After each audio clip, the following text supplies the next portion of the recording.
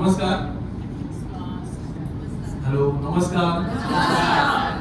सर्वप्रथम मी CST ला धन्यवाद देऊ इच्छितो की त्यांनी मला ही संधी दिली.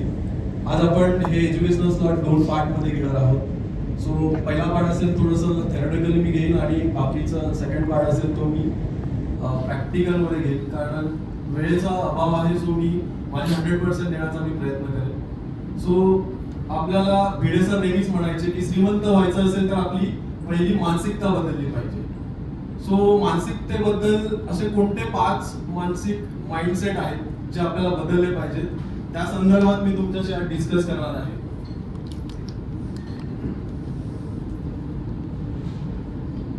पहिला माइंडसेट आहे म्हणजेच अबंडन्स माइंडसेट. अबंडन्स माइंडसेट म्हणजेच काय, तर आपण काय करतो की आपल्या मार्केटमध्ये खूप कॉम्पिटिशन आहे किंवा खूप साऱ्या गोष्टी अशा आहेत की आपल्याला वाटतात की त्या होणारच नाहीत किंवा नाही. पण हा तुम्ही विचार करू नका, मार्केटमध्ये खूपच पैसा आहे, फक्त आपण त्याच्यापर्यंत पोहोचत नाहीये. सो हा माइंडसेट आपल्याला क्रिएट करायचा आहे, डेव्हलप करायचा आहे की तुम्हाला आपल्या मार्केटमध्ये खूप सारे क्लायंट्स आहेत. हा माइंडसेट तुम्हाला क्रिएट करावा लागेल. सेकंड माइंडसेट आहे व्हॅल्यू माइंडसेट. तुम्ही जे प्रोडक्ट देताय किंवा तुम्ही जी सर्व्हिस देताय त्याच्यातून तुम्हाला समोरच्याच्या लाईफ मध्ये किंवा त्याच्या सर्व्हिस मध्ये काय व्हॅल्यू ऍडेड होते का, व्हॅल्यू ऍड झाली का तुमचा समोरच्या क्लायंटचा ट्रस्ट बिल्ड होतो आणि ट्रस्ट बिल्ड झाल्यानंतर तुम्हाला इन्कम हे जनरेट होतच होतं. सो तुम्ही चेक करा की तुमच्या व्हॅल्यू म्हणजे तुमच्या सर्व्हिस मधून किंवा तुमच्या प्रोडक्ट मधून किंवा समोरच्याच्या ह्याच्यामध्ये काय व्हॅल्यू ऍडिशन करताय का. थर्ड माइंडसेट आहे गोल माइंडसेट. विदाउट गोल किंवा विदाउट डिरेक्शन तुम्ही तुमच्या गोल म्हणजे तुमचं जे टार्गेट असेल तोपर्यंत तुम्ही पोहोचणार नाही. तर गोल काय असले पाहिजे, तर तुमच्या मंथली रिव्हेन्यू टार्गेट हा तुमचा सेट असला पाहिजे.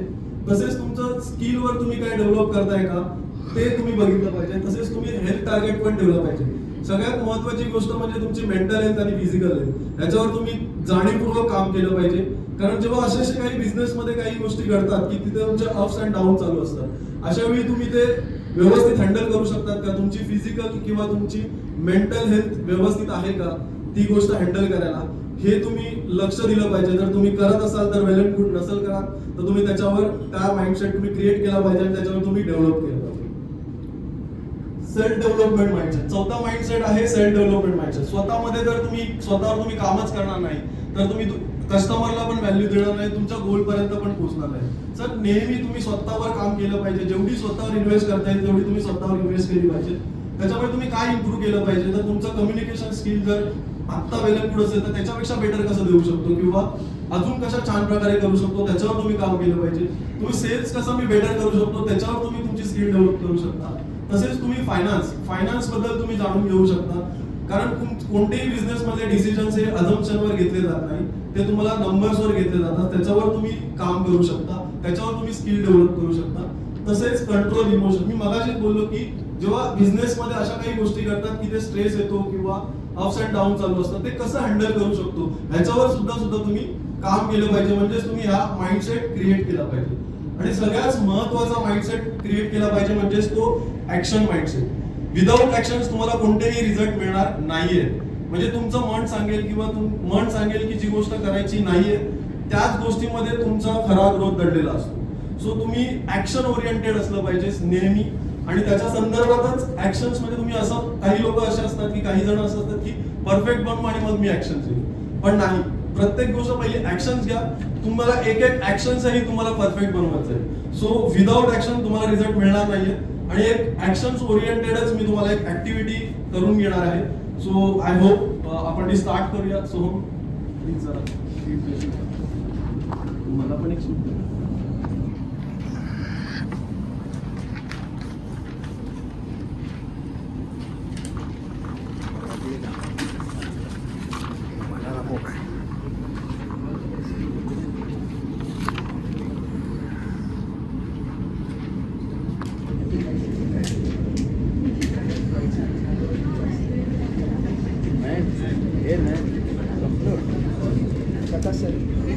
पेपरला बसायचं.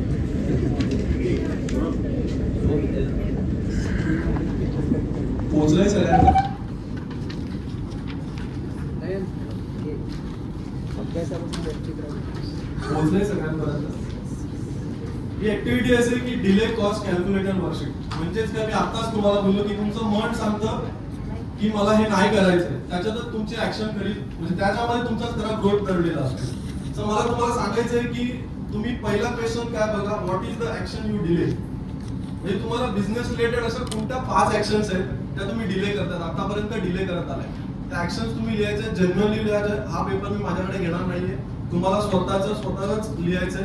त्याच्यामुळे तुम्ही फक्त, मी तुम्हाला ब्रीफ करतोय, हे जे तुम्ही शांत ठिकाणी जाऊन पण नंतर घरी ही ऍक्टिव्हिटी करू शकता. मी तुम्हाला ब्रीफ करतो कारण वेळेचा खूप अभाव आहे. सो पहिला क्वेश्चन आहे, what is the action you delay. अशा 5 ऍक्शन्स तरी लिहा की त्या तुम्ही आतापर्यंत डिले करत आलाय. सेकंड क्वेश्चन आहे की when did you first think about it. म्हणजेच काय, हे तुमच्या कधी लक्षात आलं.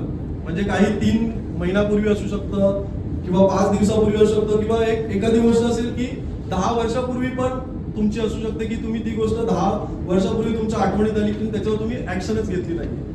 आणि तिसरा क्वेश्चन आहे, व्हाय डिड यू डिले. म्हणजे त्याचं कारण काय, तुम्ही का डिले करताय, त्याच्यामागचं रिझन काय, ते रिझन लिहा. आणि चौथं आहे की what opportunity or income did you miss because of the delay. म्हणजे तुम्ही अशी त्याच्यामुळे काय अपॉर्च्युनिटी किंवा तुम्ही इन्कम हे तुम्ही गमावलंय. ही ऍक्टिव्हिटी केल्यानंतर तुम्हाला खूप क्लिअरिटी येईल आणि तुमचा माइंडसेट हा ऍक्शन ओरिएंटेड होईल. सो आय होप तुम्हाला काय ह्याच्यामध्ये काही डाऊट असतील तर तुम्ही मला 1-to-1 मध्ये कनेक्ट करू शकता.